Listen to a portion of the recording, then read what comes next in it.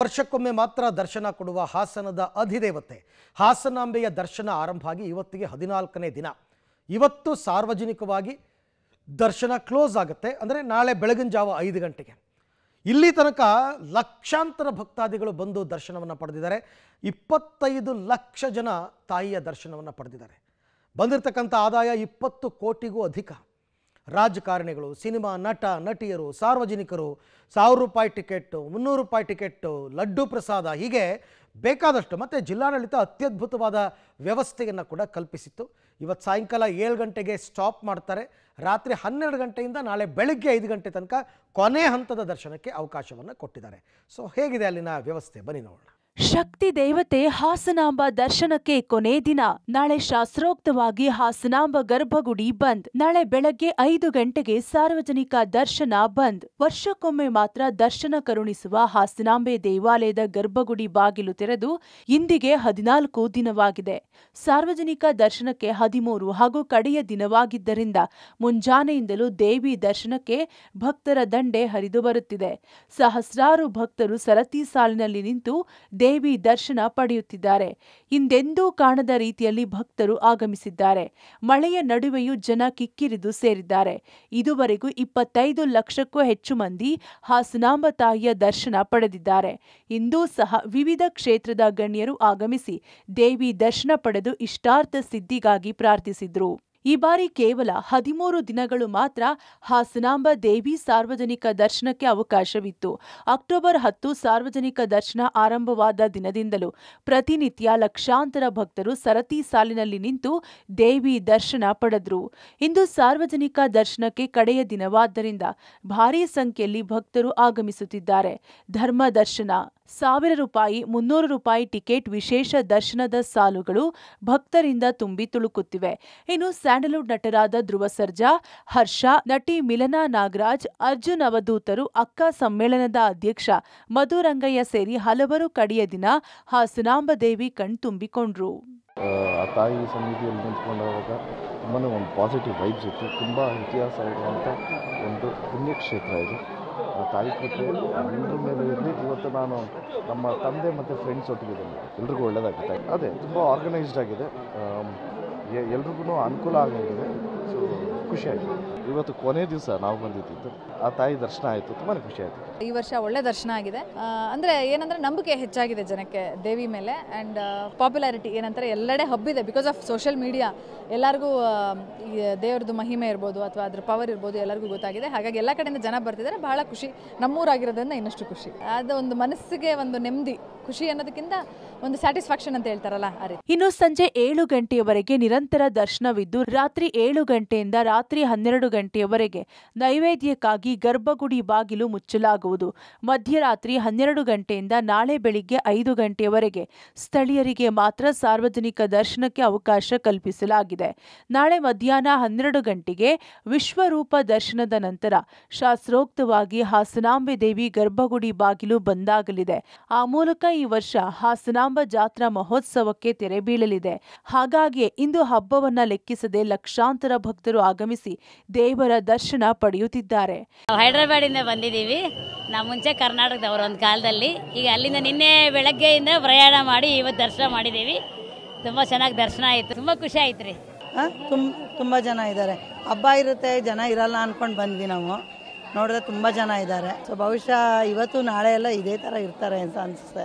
ಚೆನ್ನಾಗಾಯಿತು. ಆದರೆ ಒಂದು second ನಿಲ್ಲಿಸಲ್ಲ, ತಳ್ಳಿಬಿಡ್ತಾರೆ. So ಅದೊಂದು ಬೇಜಾರಾಗತ್ತೆ. ಖಂಡಿತವಾಗ್ಲೂ ಅದೊಂಚೂರು ವ್ಯವಸ್ಥೆ ಮಾಡಬೇಕು. ಇವರು ಸ್ವಲ್ಪ ಒಂದು 2 ಸೆಕೆಂಡ್ ಆದರೂ ನಿಂತು ನೋಡ್ಬೇಕಂಗೆ ಮಾಡಬೇಕು. ಇನ್ನು ಭಕ್ತರ ಸಂಖ್ಯೆ ಹೆಚ್ಚಾದ ಹಿನ್ನೆಲೆಯಲ್ಲಿ ಯಾವುದೇ ಅಹಿತಕರ ಘಟನೆ ನಡೆಯದಂತೆ ಬಿಗಿ ಪೊಲೀಸ್ ಬಂದೋಬಸ್ತ್ ಮಾಡಲಾಗಿತ್ತು.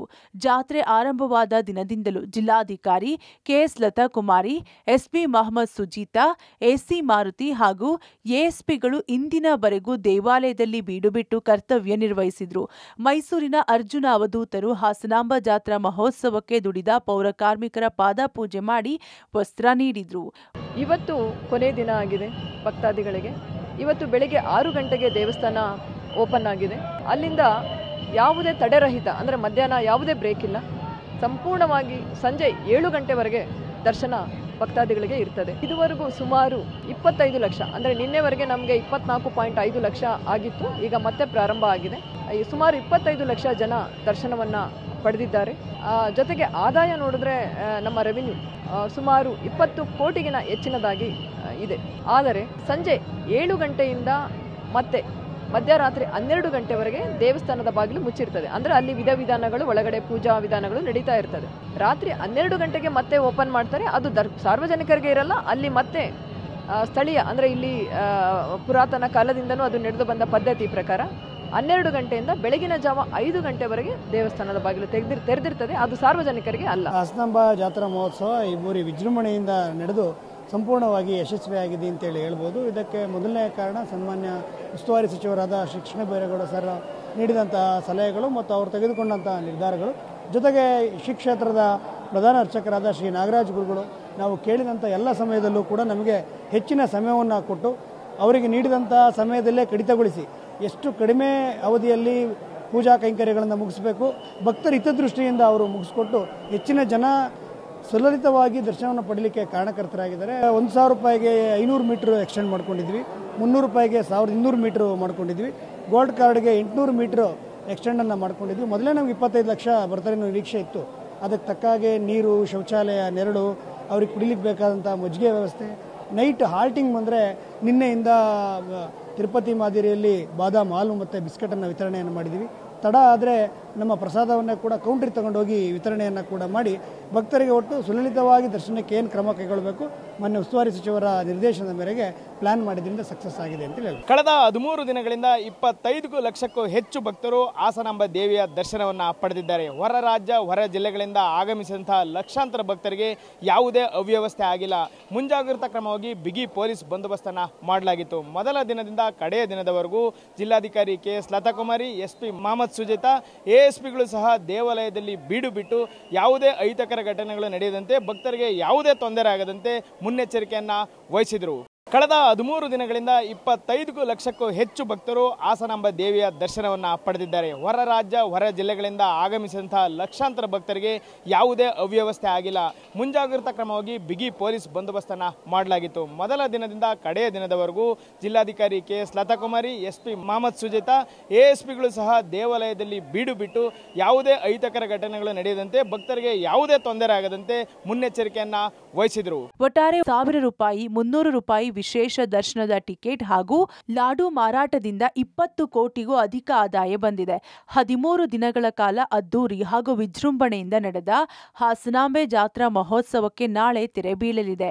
ನಾಳೆ ಮಧ್ಯಾಹ್ನ 12 ಗಂಟೆ ನಂತರ ಗರ್ಭಗುಡಿ ಮುಚ್ಚಲಿದ್ದು, ಇನ್ನು 1 ವರ್ಷ ಕಾಲ ಹಾಸನಾಂಬೆ ತೆರೆ ಮರೆಗೆ ಸರಿಯಲಿದ್ದಾಳೆ. ನಾಗರಾಜ್ ಜೊತೆ Shashidhar, BC public TV, Hassan.